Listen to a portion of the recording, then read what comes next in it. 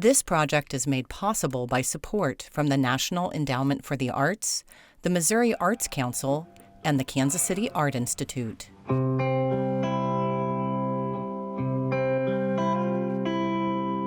Welcome to the Mother Ann podcast, where women who are both artists and mothers discuss their diverse experiences as creators and caregivers. I'm Eleanor Lynn Midyett, project manager and co-curator of the Mother Ann Project and assistant professor of liberal arts at the Kansas City Art Institute. I'm also the mother of 4 sons.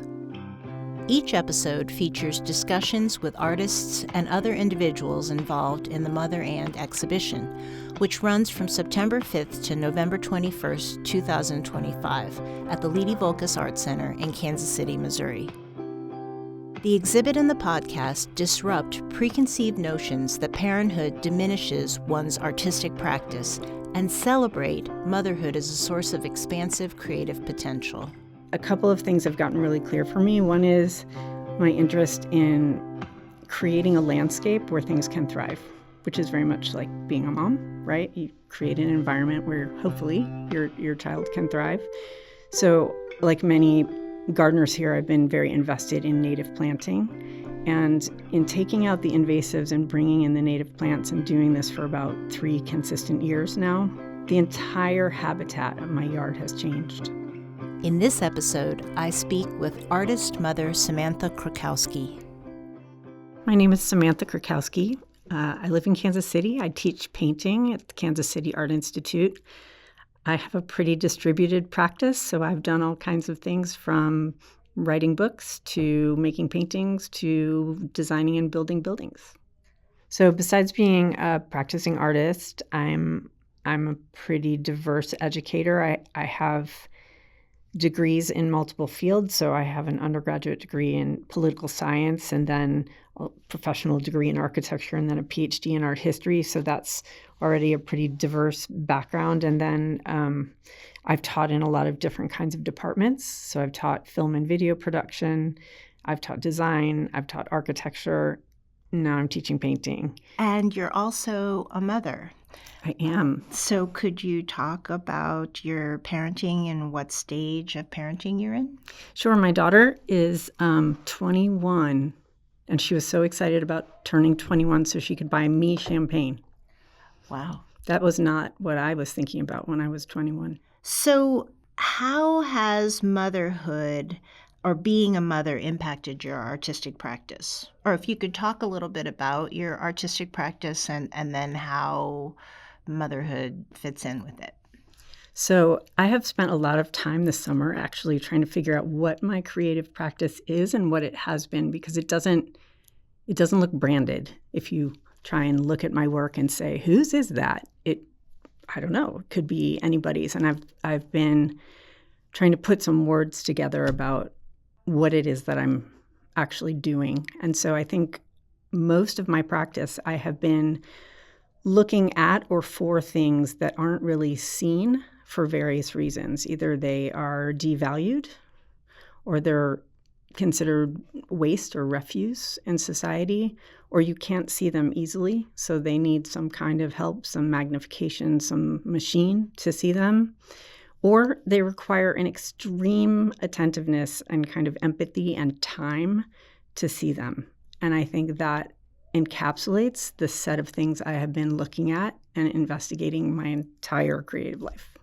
So is there a common thread between the focus of your practice then and also your parenting? First of all, I think the moment I was a mother, and I had my daughter quite late, I was 38 when I had her, I was really ready to have a child. I didn't feel like anything was being taken away from me, that I didn't get to go clubbing or whatever younger mothers suffer with. I had done my degrees, I had a career, and I was really ready. Your clubbing. I'd done my clubbing. And I was really ready to devote a lot of time to this new being. And I think any artwork is kind of a new being. There are a lot of people who might try and force artworks or describe them before they've even happened. I'm going to make this, and they execute. I've never been like that with my art, and I am not like that as a parent. So I think what defines me as a mom is that I've just been very curious about who this person is and who she wants to be and what she gravitates toward, and done my best to follow her rather than saying, you need to be, you need to do, and to be as empathetic as possible. I think one of the coolest things about my relationship with her is that I have only raised my voice once, and it sounded like this. Do you really want to talk to me that way? Once. So she's also my friend. I consider her my friend. Yeah, that's awesome.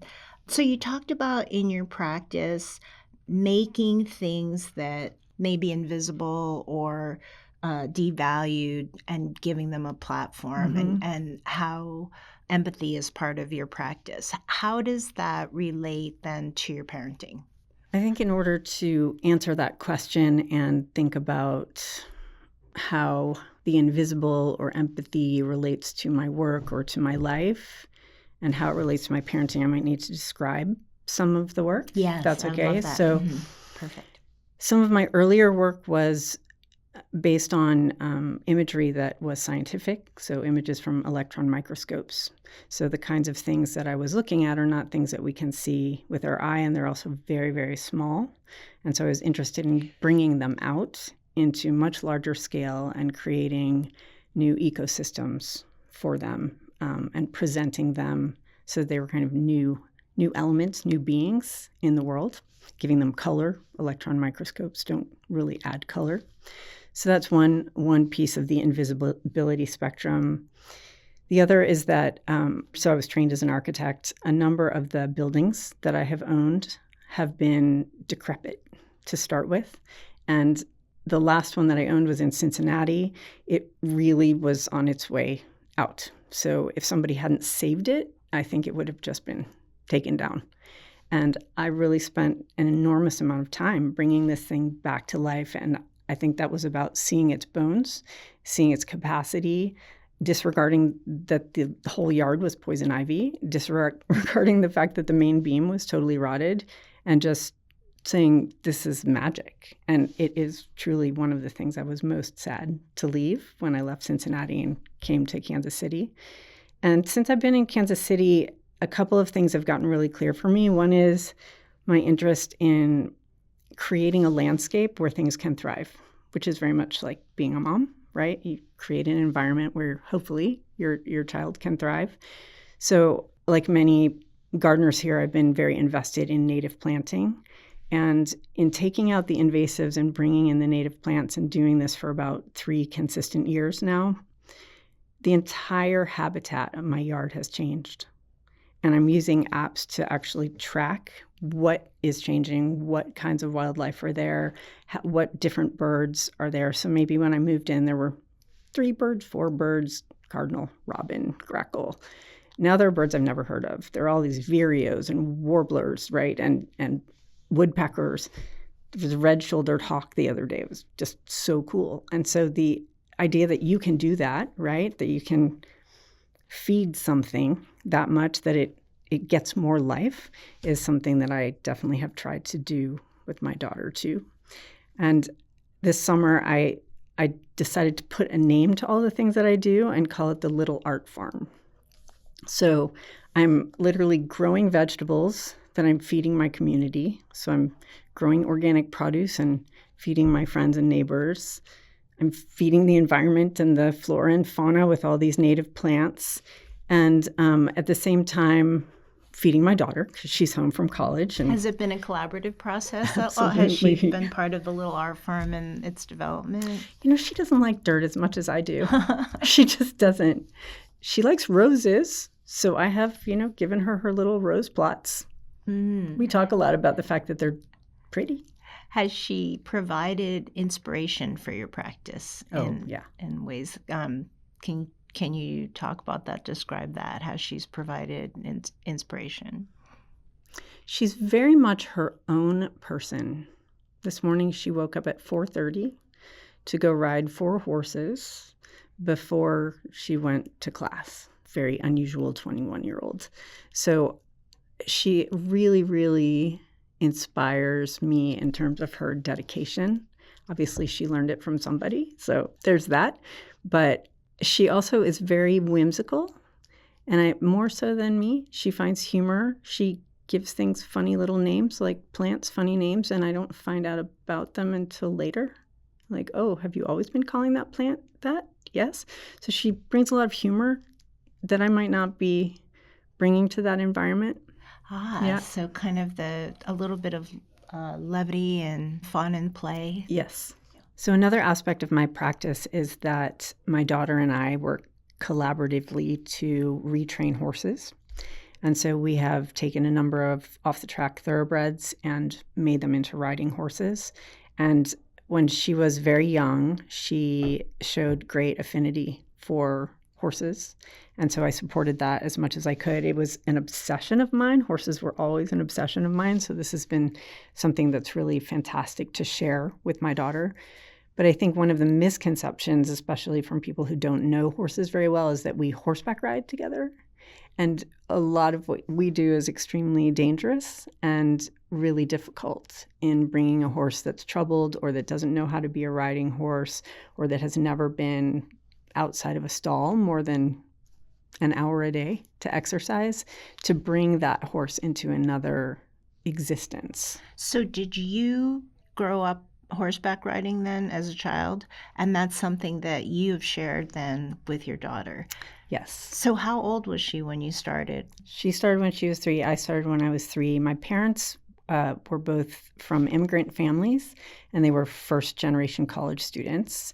They both had PhDs by the end, so they were in that track, very ambitious. Education will solve all. So my interest in horses was like, why do you want to go back to the peasantry? This is what we just left behind. Why are you interested in livestock? Why leave the garden behind? And I think those have always been interests, but my parents really couldn't understand them. So I think that's one way I'm not like my parents, is that I was interested in what my daughter was interested in, not saying you shouldn't be, but trying to be curious about, right, why she is that way. And what's funny about the horses is that we've been riding with a lot of really excellent horsemen, but there's one, Buck Brannaman, who's definitely a role model of mine, who said, set it up so they can find it. That's one answer to helping a troubled horse or having a space to teach a horse in. But that's not a horse, right? That's a person. That's a plant. That's an anything, right? It's a kind of condition of growth. So how do you help a horse grow? How do you help a child grow?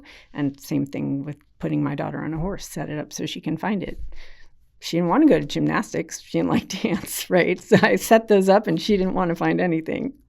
So what do you think she loves about horseback riding? It's extremely challenging, physically, mentally, but it's also, you have to develop a relationship with a being that doesn't speak your language. Like you have to learn how to negotiate that space. I also think she likes to work really hard. There's a lot of hard work. Yeah. What has that been like to have that bond and to share that bond with horses? I think it's really great to have something you can share that much. It's probably a little different because I've been a single parent, and so we go everywhere. But, we've gone everywhere together, and that's since she was very little. Like, she arrived, she's in the baby sling, I'm painting, we're on this path together, which is kind of fun. And I think that's where that duality, right, that shared capacity comes from. I see. So really just a partner in life. Yeah. I mean, you've both been a partner in life. How does she feel about her mom as an artist? She made it quite clear she didn't have to be like me. She draws really well, but she has a very scientific mind, which cracks me up. Did you raise her being immersed in the arts? Like, did you always have materials around? And so what was that like, just kind of raising her as an artist? Yeah, I mean, I've always been making things since she was born. And my father was an artist. My dad was a painter. So she had no hope of escaping the arts, right? It was always around. But I don't think she wants to spend her time doing that. I think it's relaxing to her. I think she really likes to draw. But that's not where her expressiveness and her curiosities are. So where do you think her expressiveness and her curiosities are? She wants to be a psychiatrist. So I think she's very interested in how people come to be the way that they are and how certain things don't function well and certain things do function well. And also, I think she's very interested in sociology too. I think that really fits in with Set It Up Where You Can Find It, actually, just to help people kind of in psychiatry or psychology, just helping people to see things clearly. And just like horses, like helping people kind of come into their own. Were there ever any challenges? Did motherhood or being a mother ever present a challenge to you in terms of your practice? Sure, absolutely. Going to residencies, for example, if you have a child and you're a single parent, you either are taking your child with you or you're not. And when I had her, there were almost no residencies that would allow you to bring your child with you. I was lucky enough to find a residency in Newfoundland, Canada, run by a wonderful man named James Baird, who allowed me to bring her, and I was able to bring a nanny so I could work, and that was extraordinary. We had a great time, but that was a really hard thing to do. Anything that required going somewhere, American Academy in Rome, for example, I just couldn't do those things. So I had to find other things to do. Samantha, you mentioned one time when we were talking about a book that you made for your daughter. Can you tell me a little bit more about that? Yes, I can. So that was a really difficult time in my life. I was 46 when I was diagnosed with breast cancer, and she was 6. And it was right before my birthday and right before hers. So I wrote this book when she was 7, within a month of being diagnosed. But it is terrifying thing as a mother to think that you're going to die and that your child is not old enough to function on their own, right? Not that any child wants to see their parent die, their mother die, but that's young. So I kind of went into panic mode for a while, and then spontaneously this book just kind of came out of me. And I titled it Our Body is a Garden, which is so funny looking back at that because I'm so immersed in the earth right now and gardening. But I wrote about how there are plants that belong and plants that are not healthy, that don't belong. And sometimes those plants need to be removed so that not only the other plants can be healthy, but the whole place of the plants can be healthy. And just kind of talked about the fact that basically my body was going to get weeded, So you went to nature then to help explain what was going on. And do you think it was helpful? Was she really receptive? I think so. She's a really big reader. She's not interested in phones and Instagram, and that's not where she spends her time. So a book was the right thing for her. I made some paper cutouts to accompany it, and it's something she still has, right? So I think that's important. Yeah, what a wonderful gift. So you mentioned that your dad was a painter. So how do you think that impacted her having a family of makers? I wouldn't say she had a family of makers. My family is extremely small. We're both, my daughter and I are only children. My parents are only children, and their parents came across. So whatever was before, it's very hard to trace. Where did they immigrate from? Poland and Russia. Okay. Mm-hmm. So if there's family, I don't know about it. Did they meet? Did your parents meet in the United States? They did. They met at Brooklyn College. So was your father a mentor or a role model for you as an artist? Sure. Yeah. I mean, my father was a very, very active painter. I was born in New York City. My parents are both from New York City. And when he moved to St. Louis to be the dean of the art school at Washington University, I think he was very disappointed by the art world change from New York to St. Louis. He couldn't really figure out how all that conceptual stuff that he'd been doing in New York fit where people were saying, but can you make that to match my couch? That was really frustrating to him. He was also incredibly prolific, and I would say that one of the things I learned from him was that I didn't want to be the kind of artist who just made object after object after object that needed storage and carting around, and he made huge paintings. And I remember when we left that studio and that property, he took a chainsaw to thousands of paintings. Even now, I have his paintings, but I don't have enough walls to put them on.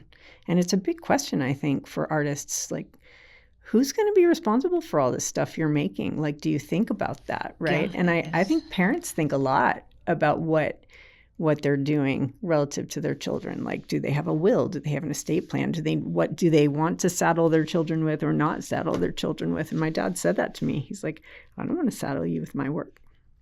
Sometimes I feel like artists are very selfish individuals who are interested in making art for their own immortality and fame.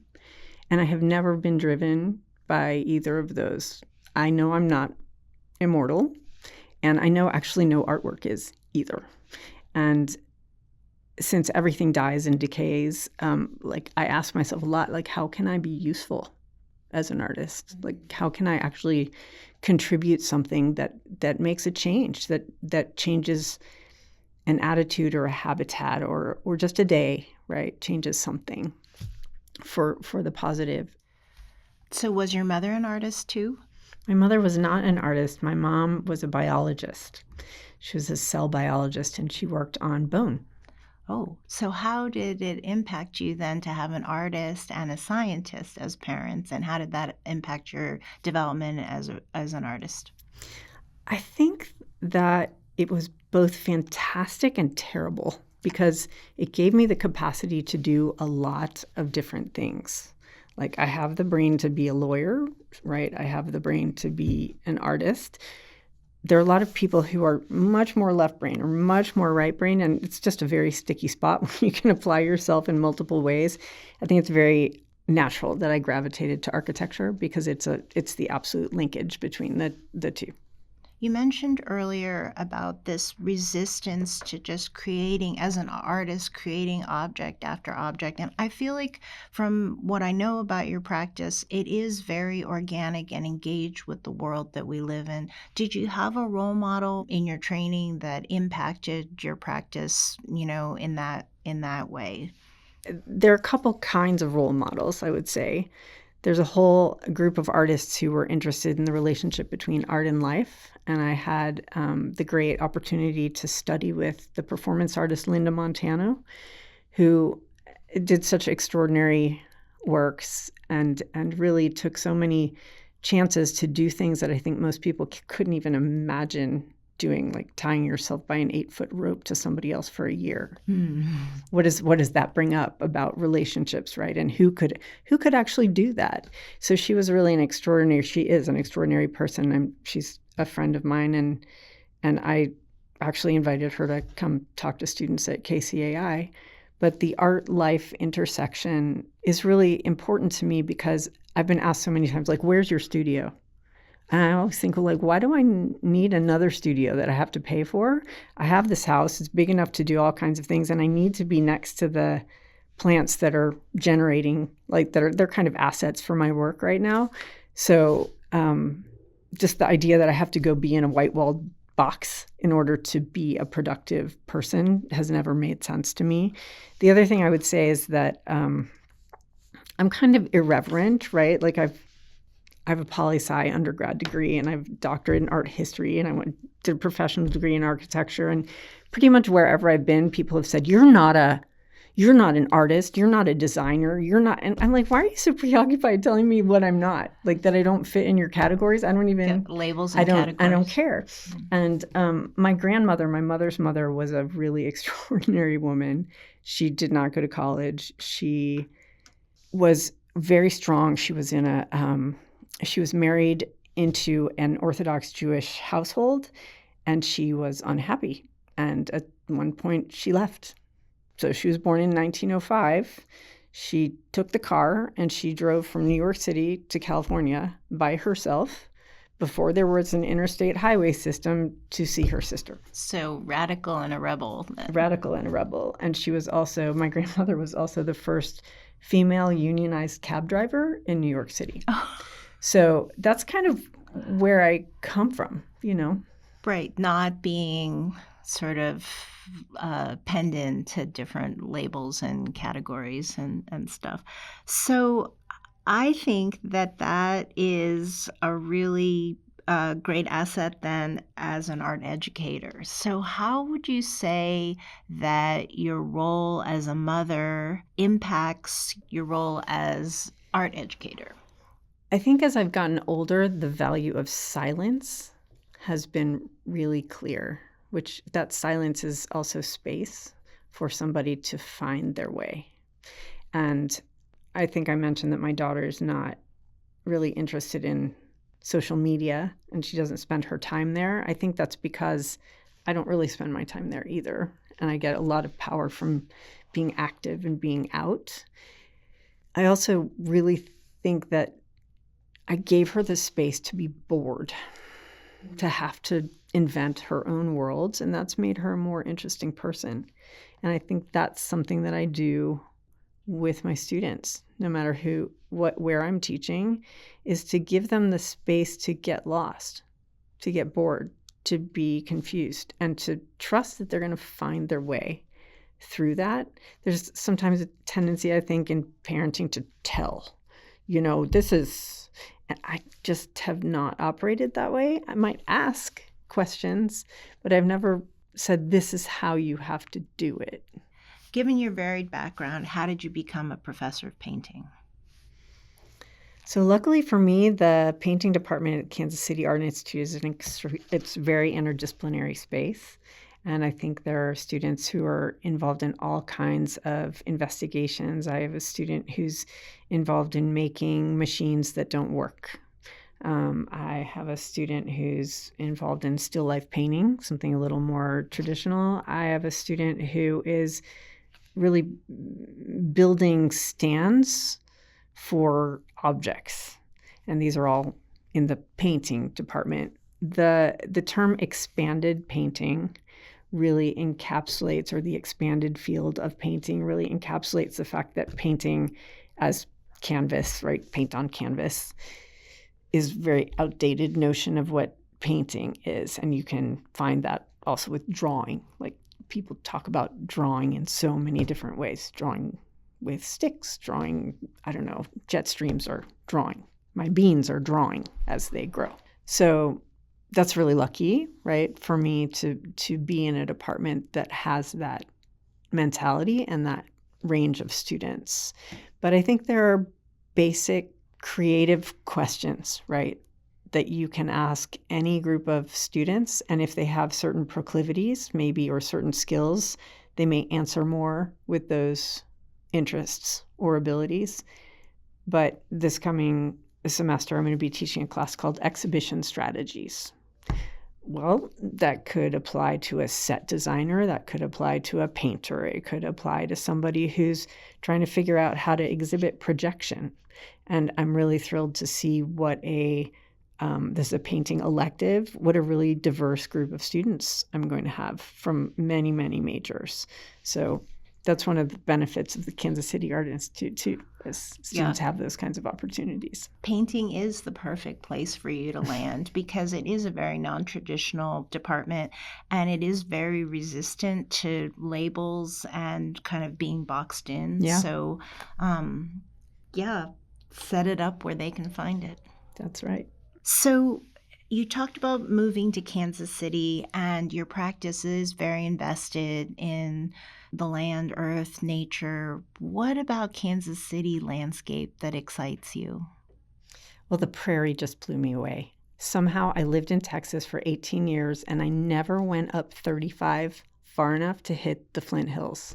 So I moved to Kansas City. It was COVID, right? So what do you do except get in your car and go explore?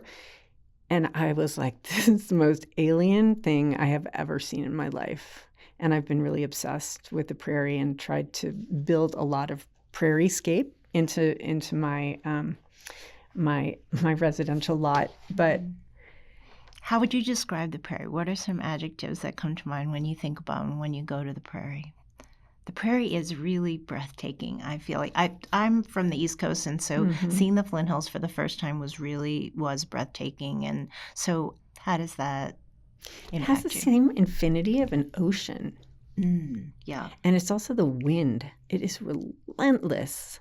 So just this constant swaying and movement and infinity. It feels a lot like the ocean, and growing up near the ocean quite a bit, right? I miss that, but it's also very strange because it's really hot and it's really dry and it changes state, right? The grass comes up, grass burns away, and then there's very little soil actually. So that's what grows there. Right. It's extraordinary. I love that. So the dynamicism and just the unexpectedness of it. And also because it's not productive in the way that humans want stuff to be productive, it has survived. That is remarkable too. Right. So again, can't be quantified as like this thing. Then, yeah, I love that. So tell me about what you're excited about right now.